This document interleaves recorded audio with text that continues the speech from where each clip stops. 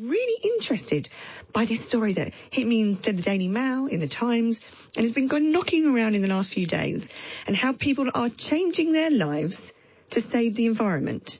And we're talking about they're stopping flying, they're stopping having children. They've decided that they're going to change what they eat, and how are they going to purchase food, so they only buy stuff that's sourced locally at home. They're not buying food and vegetables and other items that have been flown in from abroad. They're just going to do all of these things because the environment is going to decline dramatically, and they feel that they will not bring a child into the world at a time when they feel that it's just not responsible enough to do so.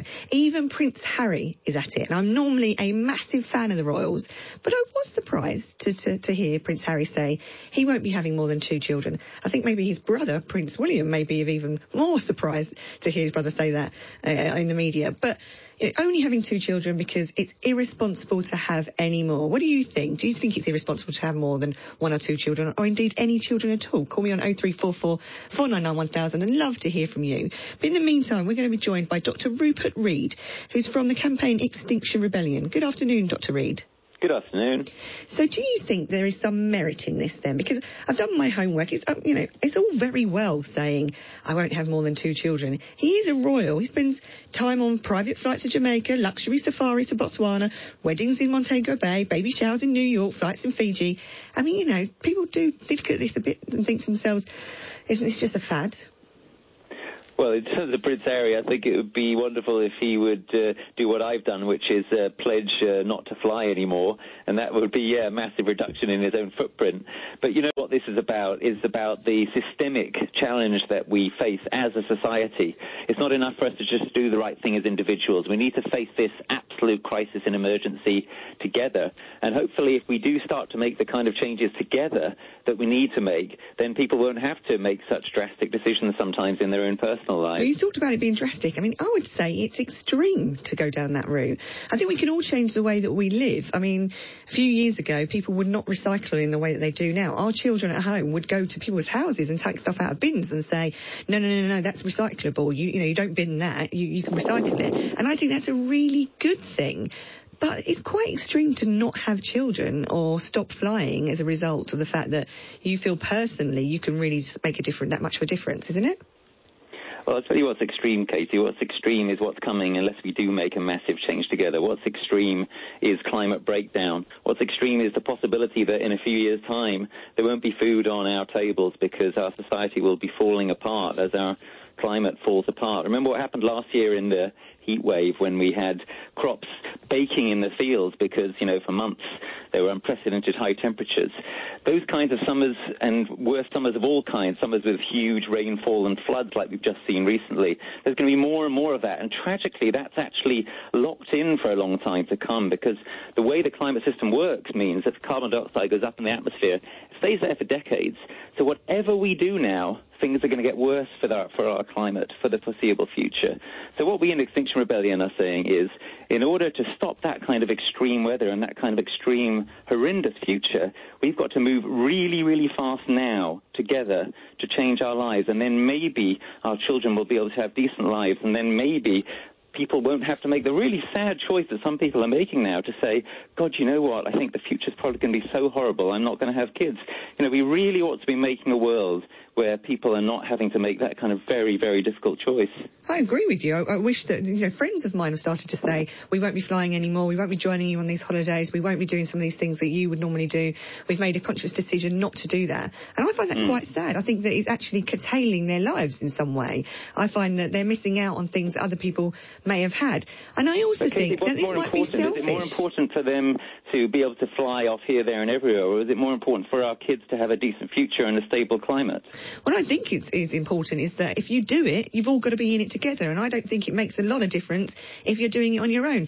You can stop flying, but there's going to be thousands of people that go every day into Vegas, and it's lit up like you wouldn't believe. I once went to Las Vegas and went in and thought, God, the electricity bill in this place must be horrendous. Unless you stop that, my little flight to Portugal for the weekend is not going to make much difference. Well, look, there I agree with you in the sense that, as I said, the main issue here is what we do together, what we do collectively, what we do politically. People can try and do the right thing in their individual lives, but unless we get the whole system changed, it's not going to be enough. So that's why we would encourage, obviously, people to join us in Extinction Rebellion and bring about that kind of drastic, rapid system change that we need. We need to decide together as a society, for example, not to expand Heathrow. That's just a no-brainer. We need to decide together to change the way that we eat so that we're dependent on less intensive agriculture and that we're eating less meat. This can't all be left up to individual choice. We ought to be doing things like changing school dinners, for example, so that the dinners that our kids eat are healthier and less damaging to the environment. If we make those kind of changes together, then, as you say, people won't have to be facing such difficult individual choices. I hear you there. I'm fully signed up to the fact that I think our school dinners need more effort, more work, less meat on the table, more vegetables and more choice. So I'm signed up to that. Whether people are prepared to pay for it, though, Dr. Read, I'm not convinced they are. These things cost money. Well, of course, some of this is going to cost money, or some of it will actually save money. For example, consider the enormous fossil fuel subsidies that we have, the enormous subsidies that are likely to go towards fracking. There are all sorts of ways in which we could actually save money hand over fist while doing the right thing for our climate. But, yeah, some things will cost more, and those things need to be provided together by society because, as I say, we've got to build a better future together. You know, the real cost is that it's going to cost the Earth and it's going to cost humanity if we don't sort this out and sort it out fast. This is an emergency. Parliament, after our rebellion in April, Parliament agreed and declared that there was a climate and environment emergency. We've got to start acting like we mean it, like this is an emergency. In an emergency, you're prepared to pay something extra for certain things because that's a small price to pay to have a decent future together. I've got to say you did a great job in Westminster making the government face up to some of these real concerns that no one's really taken responsibility for over a number of years. But I wonder why you do that in the Western world, because it's an easy hit to get a British government, a Michael Gove, a Theresa May, to come to the table and say, OK, fair enough. You know, where's the campaigns against some of the outrageous things that goes on in other countries, such as China? You know, we are not going to be able to solve this by ourselves. And it's just easy to whack us over the head because we feel responsible, we feel guilty, we'll do something about it. And, you know, why aren't we protesting against some of these countries? Well, look, these kinds of things have to start at home, Katie, right? We have to take responsibility for ourselves before we can lecture anybody else. Do you really think people in India or China are going to listen to us when we say, oh, look, you ought to burn less carbon, when we're still burning it hell for leather ourselves? So we've got to take some leadership on this, and then we can talk to other countries seriously. Now, in terms of what's going on in a country like China, just a couple of important points also. Firstly, an awful lot of the carbon emissions that come from China are for products that we buy. You know, we've actually offshored an awful lot of our industry to China. So the figures that the government uses to say, oh, look at these terrible carbon emissions from China, they're fake figures. Actually, those figures, a lot of them should be included in our emissions because we're buying the stuff. And another important point is that while it's true that there's lots of bad stuff going on in China, they are actually leading on quite a few things themselves. They're doing far, far better in terms of solar energy and renewable energy generally than we are in this country. And really, our government should be ashamed of the way that it's a laggard in renewable energy and can actually take some inspiration from what's going on that front from a country like China. I mean, there are some things, I think half of it is about education, because I read these papers and these stories in the papers this morning and I saw that how many gallons of water it takes to make one pair of jeans. I had no idea about that. Yeah. Surely we need to be educated more, because it said, look, you know, you don't understand how kind you are to be into the environment if you buy a second-hand piece of denim. So instead of buying a brand new denim jacket, go and buy one in a charity shop. You will save, hundreds of gallons of water. I had no idea about that. So maybe we just need to be educated more.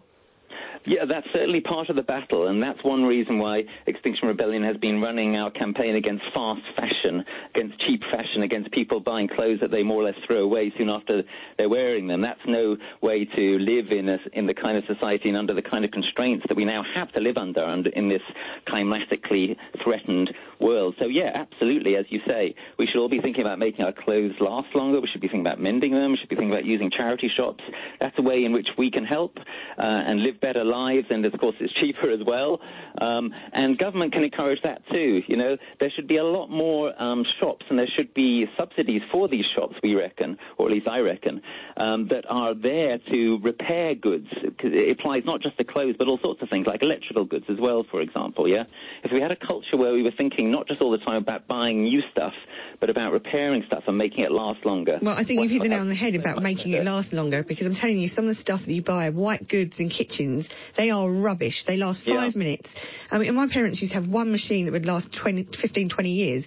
Now you're lucky if you get 5 years out of a machine. I'm already on my second dishwasher in my house just because they don't last in the way that they used to be built. Absolutely, yeah, and that's quite wrong. What we ought to have is regulations that make it essential that producers, manufacturers produce goods to last. And one way that you can do this, which is, I think, going to come in more and more, is that these things should actually be leased rather than bought in many cases.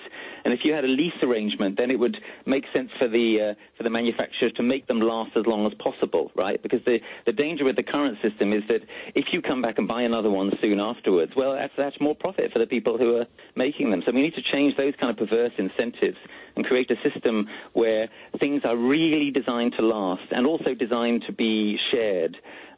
You know, we can do it. We can make the kind of changes we so desperately need to make to our society. We've got to be serious about them. We've got to prioritize them. We've got to do it fast. It's not happening at the moment, so that's why we'll be back on the streets this autumn. Any of your listeners who are liking the kind of things I'm saying, I would urge them, put October the 7th in your diaries. That's the date when the Extinction Rebellion will resume this autumn. Oh, gosh, you're scaring me slightly, Dr.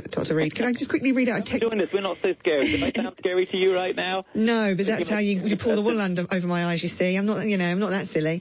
No. Look, it's all about telling the truth, right? What we're doing is we're telling the truth about the threats facing us, and we're telling the truth about what needs to be done about it. I think an awful lot of people in their hearts really know that.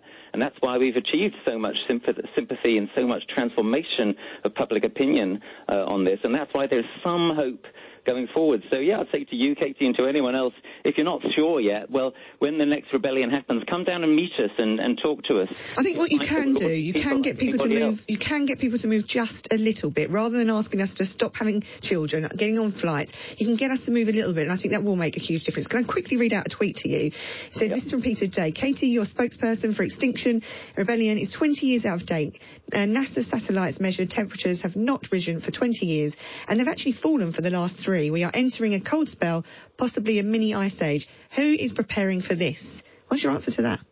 That's just rubbish. The person's completely misinformed. I work with the leading climate scientists in the world at the University of East Anglia, and I'm sorry, that's just fake news.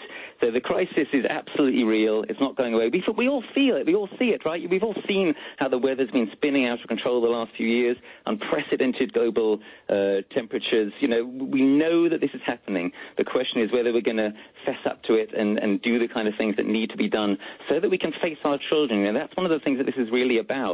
There are going to be children in the future. Yeah, some of us might choose not to have them, but there's going to be a human race going forward. Do you want, as you look at your children or your nephews and nieces in 20 years' time, to have to say to them, God, you know, I could have tried harder, but I didn't, you know, and now it's too late? No, that's the last thing you want. So I would say to everybody, you know, make the changes you can, get involved, and for goodness sake, make sure that you're not in the position where you have to regret the way that you lived and the political decisions that you made now at this crucial time in human history where we can make or break the human future. Dr. Rupert Read, Extinction Rebellion spokesman, leaving us there with some really interesting thoughts.